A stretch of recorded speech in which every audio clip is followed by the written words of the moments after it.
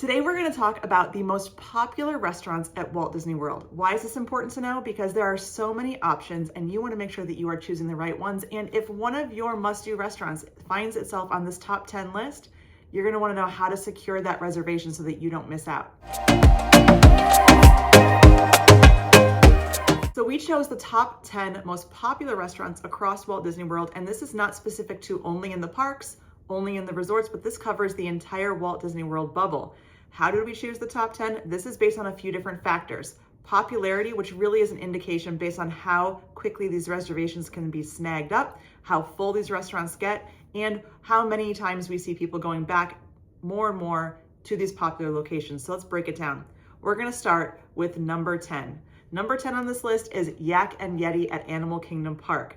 Yak and Yeti is actually in my top 3 favorite restaurants at Walt Disney World as well. And the reason this hits that top 10 list is, one, it is a fantastic option for truly unique flavors and options over at Animal Kingdom Park. Animal Kingdom Park is probably the most underrated when it comes to food. From quick service to dining that is sit down, there are some great choices here, but Yak and Yeti has consistently delivered excellent quality dishes in this restaurant. It is also a smaller restaurant. It only opens for a shorter period of time during the day as well.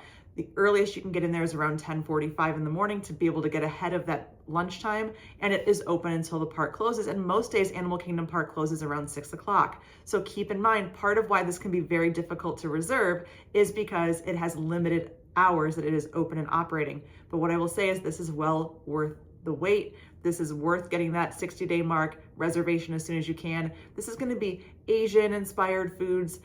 Some of the most popular dishes here will be the ahi tuna nachos, and they also have a very dynamic bar and cocktail list. So if you are looking to sit down in the middle of your day at Animal Kingdom and have a drink and have a nice meal that is full of different flavors, you'll want to check this out.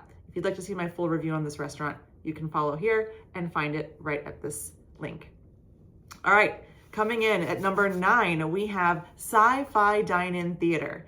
This is located at Hollywood Studios, and it is a really fun spot that truly has a great menu for the entire family. This restaurant is a popular one because it has been there for a very long time at Hollywood Studios, and it does really embody the theme of that park, which is classic Hollywood and movies. And as you can imagine, walking in here is going to feel very nostalgic. It's going to feel like you're sitting in a drive-in theater. While it is indoors, you don't have to worry about the weather. It is going to feel like you're outside. You can sit at tables that are themed and look just like cars. And as you're eating a classic menu of things like burgers and milkshakes, you can also watch some classic trailers of old movies on the big screen in front of you. This is a great option to beat the heat at Hollywood Studios. I always recommend considering this, especially if you're looking at a Fantasmic dining package. This is a great place that, again, is going to really hit all of the check boxes for your entire family.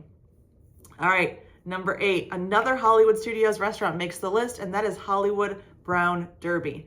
This restaurant is classic Hollywood glamour. As you walk in, you're going to see artwork and framed, signed art from all across the history of Hollywood, and it does have a really big menu that's going to give you a lot of variety. Whether you're looking for a fresh salad, whether you're looking for a steak, everything in between, you're going to have a lot of different choices here at Hollywood Brown Derby. One thing that most people don't realize is there's also the Brown Derby Lounge, which is an outdoor seated area that you can actually just go ahead and do a walk-up wait list for if you're in the park, if you don't want to get that reservation for dinner. I've done this on some adult trips that I've been on, and it was a great option to sit outside in the shade, still be able to order off of that Hollywood Brown Derby menu. But again, we just added ourselves to the walk-up wait list and very quickly were able to get a table there. Hollywood Brown Derby is a very large restaurant with a lot of seating, and it is open for a very long time throughout the entire park day. And so it is not as difficult to get this reservation at that 60-day mark. It is a very popular restaurant. It is the most classic Hollywood restaurant that you're going to find in this park. But again, you don't need to worry too much about getting right on there at 6 a.m. Eastern time to secure this reservation. There will be some available for you. All right, the next one is actually our first one on the list that is at a resort and not in a park. A resort that is not always talked about for its food, but for those of you who've been there, you know that this resort is a sleeper hit when it comes to food and dining, and that is Animal Kingdom's Sanaa. Animal Kingdom Resort, Animal Kingdom Lodge is where you want to go to just take in the ambiance. You can obviously see animals on the different savannas, but they also are known for fantastic food choices. Sanaa is going to be African Indian inspired flavors, and there are savanna views from this restaurant. So if you are looking for somewhere to go on maybe a non-park day, or you want to take a break from a park day, or maybe you're leaving Animal Kingdom Park at 6 o'clock when it closes, just take the bus over to Animal Kingdom Lodge and check out a great dinner at Sanaa. You will not be disappointed. Okay, next up, number 6 is another resort restaurant. There's going to be a theme here. The resorts should not be discounted when it comes to the dining at Disney World. And this is California Grill at Disney's Contemporary Resort. California Grill is known for fireworks views. It only serves dinner. So what you'll want to do is you'll want to make sure that you time your meal for maybe a great fireworks show. But also if you end up eating dinner there, say around 5 or 5:30, they will give you a voucher that you can come back during fireworks and you can go up to that rooftop terrace and have a great view of the Magic Kingdom fireworks from the restaurant. So this is a great perk for dining at California Grill. It is more of a signature fine dining experience. You're going to find some great steaks, seafood, different things on the menu. It may be a slower paced meal. I recommend doing this on a non-park day or a resort day because you want to take your time and not feel rushed through it. I also know that this is not a place that a lot of people with young kids typically will choose because of the fine dining element here. But again, even if your kids are kind of aging into those ages of like 6, 7 and up, this could be a really special choice for a special occasion dinner. All right, we are at number 5. We're halfway through our list, and this one will be no surprise to people who have been to Disney World before, but this is the first breakfast-specific restaurant that is making the list, and that is Topolino's Terrace, Flavors of the Riviera at the Riviera Resort. This is known as one of the best, and possibly the number 1 best, character breakfast at Walt Disney World. This is located, obviously not in the parks, at the Riviera, at the rooftop of the Riviera, which has stunning views. And the characters that you're going to meet are going to be Minnie and friends, and they're all going to be decorated and dressed up in their artist outfits. So you'll see ballerinas and fine artists, and it's really a fun, interactive breakfast experience. What makes this one so popular for breakfast, from my perspective, is the fact that it is not a buffet style breakfast. You actually get to sit down, order off of a menu, and be served your breakfast. And a lot of the character breakfasts out there are buffet style. So again, it really depends on your preference. Do you love a buffet? Some people don't love a buffet, but I will say consistently Topolino's Terrace delivers fantastic food, consistent experience, and this is one that can go very, very quickly. This may be one of the most popular to get at that 60-day mark, and so it's important that if this is on your list, that you give yourself some flexibility with the dates that you may be wanting to eat here, and that you're right on time to get that reservation. Number 4, this is not a surprise. I'm actually a little surprised it's at number 4, not higher on the list. And it is the first restaurant in Magic Kingdom Park, and that is Cinderella's Royal Table. Obviously, this is an iconic restaurant. As you walk into the castle, when else do you get to go in the castle unless you're Bibbidi Bobbidi Boutique? This is a place where you can walk up the stairs, you can meet Cinderella right as you enter her castle, and as you are dining, you'll be greeted with a lot of princess friends. This is a rotating lineup of princesses, so it's not always the same ones that you see when you're there. Keep that in mind, because if there's one princess that you absolutely want to make sure you meet, just know that this does rotate, and it may not always be that Rapunzel is there or that Tiana will be there. So just keep that in mind. This restaurant serves breakfast, lunch, and dinner, and it does also have some pretty awesome fireworks views if you're eating in the evening when the fireworks are going off all around you in the castle. What I will say about this restaurant is I've had breakfast here, I have dinner here. My kids love this experience. It is a higher price point. It is a 2 credit dining credit on the Disney dining plan, and that is because you are eating in the castle, the atmosphere that you are in, the princess characters, and the signature dining all make this an elevated experience. I will say breakfast has been a wonderful hit for us. The kids love the breakfast options here. And at dinner, it can be a great way to get off of your feet for a while after a very busy Magic Kingdom day. Cinderella's Royal Table is so popular, however, that you want to give yourself some flexibility with when you can eat and the days that you choose to eat there when you're making those reservations, because it again goes very quickly. This will be a very popular option for people who are doing Bibbidi Bobbidi Boutique. Once their kids get all dressed up in their costumes and they have their makeover, a lot of people choose to dine here right after those reservations. So it can be a little tricky to get these reservations, especially midday, as people are looking for those lunch or dinner time options. My recommendation here is to eat at an off time. Grab a 4 p.m. dinner if you can, or maybe grab that 11 a.m. late breakfast, early lunch spot, this can be a really great way to kind of beat some of the crowds when you're trying to get into those reservations. All right, now we're gonna head over to Epcot. Epcot is often described as the park with the best food, and I agree, but this restaurant is a little bit of a controversial one on the list, I think, for being number 3 spot, and that is Space 220. Space 220 is massively popular because of the theming. What I will say about this restaurant is it is a very unique experience. You actually get to go up into an elevator / rocket ship and enter outer space, and you open up the doors to reveal that you are up in space and you're eating off of a really kind of adventurous, unique menu.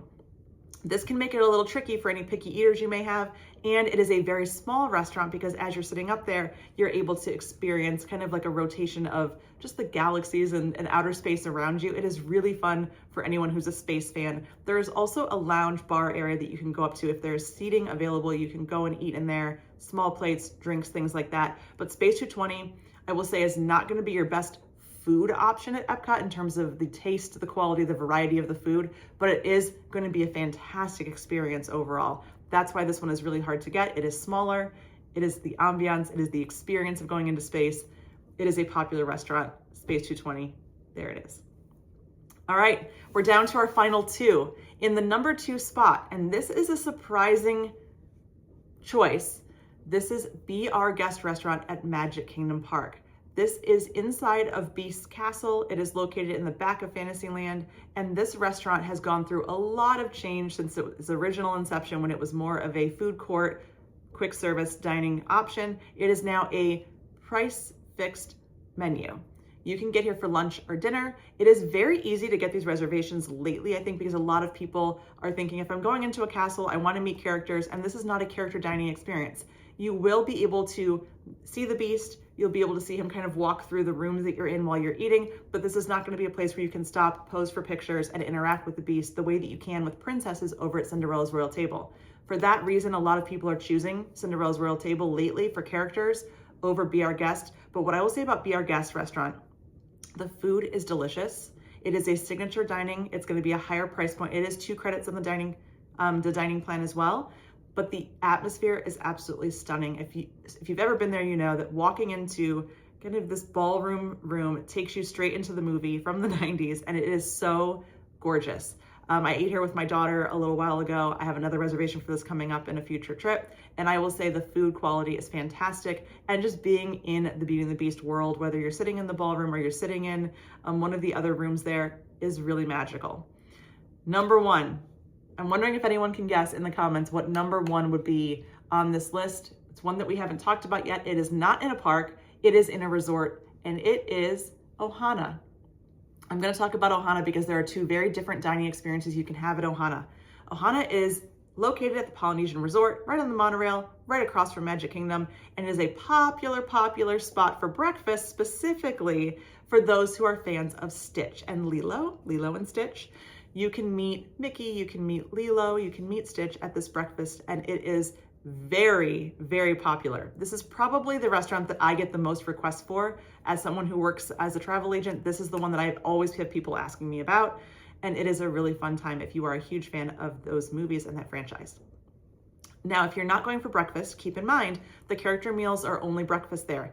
Lunch and dinner, specifically dinner time, is going to be family style dinner, and it's going to be authentic Hawaiian style feast, and it is a really nice experience as well. I've been there a couple times with my family. The one thing I will say about this, being that it is served family style, is that sometimes the food quality can be inconsistent. We've seen reviews where people have said it was the best meal they had on their whole trip, and I've seen reviews where people have said the food was kind of overcooked or it didn't feel warm. So I think that you're getting a little bit of a challenge with the consistency just because of the way it is served. And this is a massive restaurant with a lot of tables. They move people through here quite a bit. This is a very busy spot, but again, that breakfast reservation, similar to Topolito's Terrace, is very popular. And so if that is one that you're looking for, prioritize that on your advanced dining reservation window.